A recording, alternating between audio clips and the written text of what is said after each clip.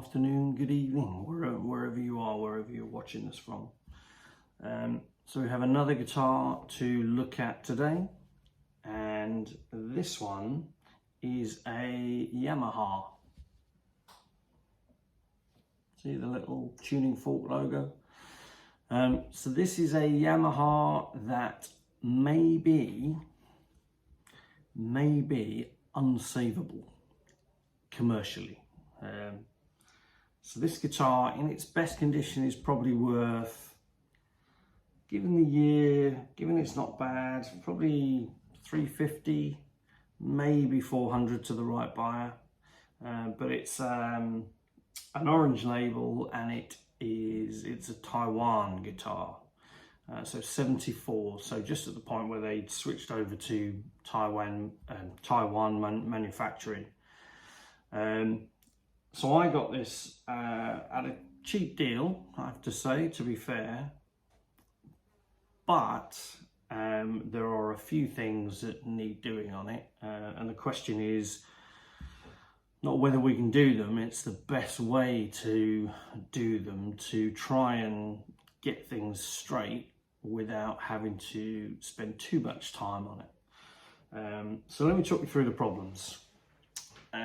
First of all, it's grimy, so there are decades of grime on this, all over the fretboard, all over the headstock. So just cleaning it up is going to be one job to do. It has replacement tuners on the back, and I don't know whether you'll be able to see that, maybe if you look really closely, but just under where the tuner sits here, you can see the holes where the previous tuners were, and that's just a bit rubbish, really. You know, you either fill them in and colour match them, or change them for ones that fit in the same holes. So I've never heard of these tuners, Gotek or something, but I suspect I might, depending on, I mean, they feel quite nice, but depending on whether I want to go authentic or not, I might replace these and try and find a set of original Yamaha ones for the same sort of era. So if I do that, then these will need to come off. So these will I need to unscrew them, take them off, pull them out, and then put the new ones back in. But I suspect someone's screwed the new ones into holes which are so close to the other holes that you risk ruining the hole. So I suspect I'm going to have to do a bit of filling, a little bit of drilling. So there's that to do. This nut, I don't know whether that's bone or not. It looks original because it looks filthy dirty and it looks yellowed over the years. But to me, the profile of this looks wrong. So my plan is to either profile this one properly so that we get a nice angle and the string is literally just touching the bit that it needs to, or I'll replace it with a new one. Of course, a bone nut. Then let's get down the other end. So if we look down this end, the saddle here looks incredibly low. So I think someone's done some work on this before. I think somebody's taken some steps to try and lower the action. Maybe without realizing what else is kind of up with the guitar. But it certainly looks like, with this pin here sits down into the hole even further. So I think someone's drilled out some of this stuff. So there's that to have a look at. But then let's get on to the real challenge. Now I don't know whether you'll be able to see it there, but there is a slight bellying, not very much, I have to say. So what that tells me is that the bridge is really strongly set in there, so that's fixed really well in place. So the bellying is where effectively the strings under tension are trying to pull the bridge this way. So in fact, what's happening here is where it's raising the back of the guitar here ever so slightly, what it's actually doing is it's pulling down this part of the guitar. So this part of the guitar is actually going in like that. Add to that some of the challenge with the neck, and we realise where the problem starts to really occur. So this neck, if you look at it, you see that the action there has easily got to be 6-7 mil. I mean, it's incredibly high. Okay, and when you look at the neck, you realise. Let me see if I can do this without dropping the guitar. There is a bend in the neck like that. So the neck comes down from like that. It comes down and then kind of goes flat there. So if I stick a rule across here, what we should see it relatively flat. And I don't think that will show up on there. Maybe you can just see, maybe there is a clear gap of about 3 millimeters, maybe 2.5 millimeters, just around this kind of midpoint here. So somebody has done a truss rod adjustment on this and pulled the neck right up. So one of the first things I need to do is just take some relief in that truss rod and just see if we can get the neck to come back down a bit flatter. So that's one challenge. Another challenge is, again, I don't know how well you can see this, but you look at some of these frets are absolutely flat to the fretboard.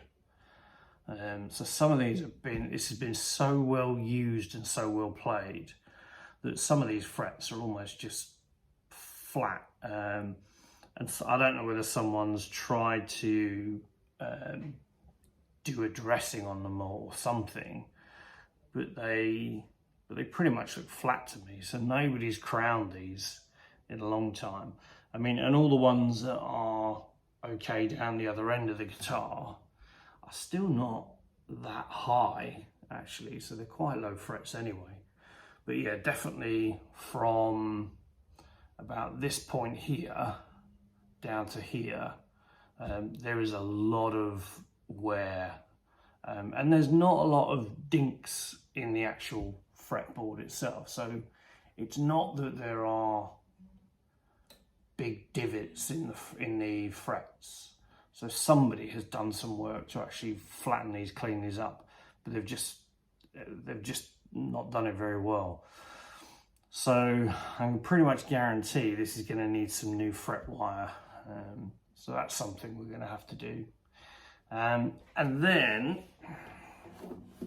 kind of lastly, really, to kind of illustrate this body, I don't think you can almost actually see that this part of the body here, there's a dip like this, and if I put a straight rule across it, hopefully you can see that gap as clear as day. Yeah, so there is a definite dipping in the middle, and on this side as well it's even worse. Yeah, so you can see me through the other side of it. So essentially, when you face that situation, essentially you've got two choices. You either take the neck off and you reset the body, reset the neck, and then glue it all back up again. But having done some research, having looked at a whole bunch of different ways to do this, to take the neck off with these Yamahas, there are different ways that they constructed the necks. So some of the early ones were dovetail, so this whole piece would fit in a dovetail, and what they would do is that would just slide out. So if I do that, it means I've got to loosen the glue on this fretboard. I've got to get a palette knife under there and work that loose. And then I've got to try and get this loose.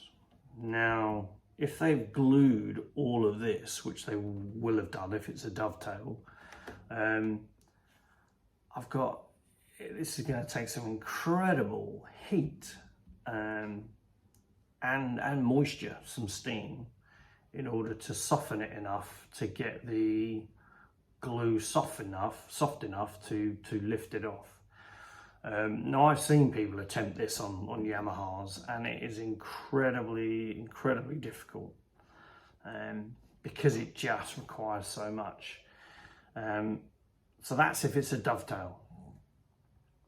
Some of these Yamahas, they bolted through. So actually there are 4 pins that go into this that bolts on. So again, if that's the case, the only way to then get it off, I don't think it is. I don't think it is like that actually. Do you know what's weird? I've just seen that this looks like it's got 2 serial numbers in it. I'll look at that later. But if that's the case, then trying to cut up through here means we've got to cut up through the pins as well, which again is, is not going to be straightforward and easy. And the other way is where they made these necks. They made this part here is a separate part, and it is held together to this part with a doweling pin, like a wooden doweling pin, and the pin sits like this in this joint here. And then it has a kind of dovetail that is then slotted in there.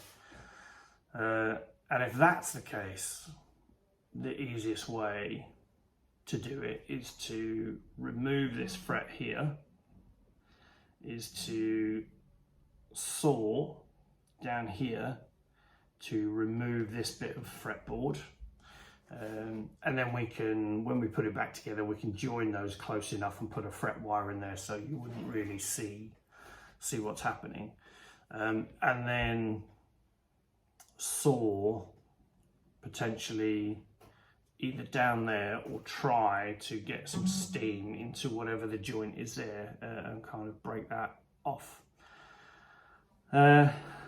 So those are the options if I'm going to take the neck off. Another option we have is, so if I take the strings off and I readjust the neck to try and get it so that when I put a straight rule on it's straight, if I can get it straight, then actually what might just be happening is just the tension and everything is pulling this part of the body down. And because it's been doing it for so long, it's kind of reformed in that shape. So the other option I've got is to apply a load of steam, apply some clamps to almost re-steam this, remove the body and clamp it so that it's flat again. Whilst clamping the neck so that the neck is flat with a strong flat top piece. So I think I might try that first because it's less invasive and it may yield a good enough result to make this last for another 30 years before it needs to be done again. And commercially that makes more sense. So I think that's what I'm going to do. So first of all, I'm just going to get the strings off of it. I'm going to try and adjust the truss rod and see if I can get the neck back to some sort of straight shape. And we'll go from there. This is going to be an interesting ride, people. This is going to be an interesting ride. So first things first then, let me see if I can move this a little bit closer.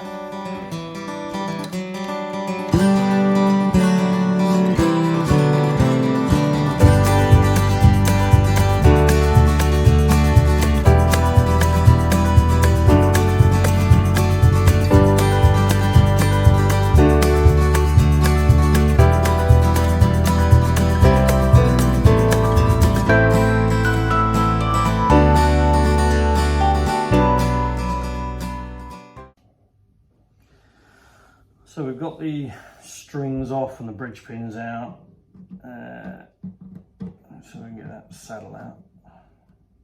I mean, look at that. I mean, that's tiny. I mean, someone has literally filed that to within an inch of its life. It shouldn't be that low, really. That's just too low. Oh, and there's some packing material in it as well. Don't know what that is, but we'll get that out. But I just want to show you this because what we've done now, so I haven't adjusted the truss rod or anything yet, but with my ruler on there, already that action has come back, that bend in the neck has come back quite a way. So we're now where we were at about, you know, 2.5 to 3 mil. We're now probably at about 1 millimeter, probably less. So that's pretty good. It's brought that neck in. So I think another turn of the truss rod to just bring it back round a little bit will do probably the world of good. But here we still have, you can see it as well on that side, we still have this nice big kind of dip. Oh, there we go. Nice big dip in the middle of the body. That needs to be fixed. So effectively, the guitar over time, the string has forced almost the neck to come up, and what's happened is where the body is, the neck has just gone like this, and it's pushed the body down. So the only way really, I don't think it's the neck that's the problem. I think it's the body of the guitar that's the problem, which is good news because that feels like it's an easier repair. So the way that we will do that is we will get the, so what I'll do is I will pack the sound hole, pack the body down here with cloth and things like that to try and restrict the steam that I'm going to put in the guitar to this upper end. And then what I'll do is I will get a clamp and I will try and clamp the body from the underside to a flat block, something that I know is dead straight. Because then if I can do that and I can steam it, and then I can leave that for probably potentially up to a week, then hopefully what will happen is the steam and the moisture in the wood will then dry out and it will dry back in place.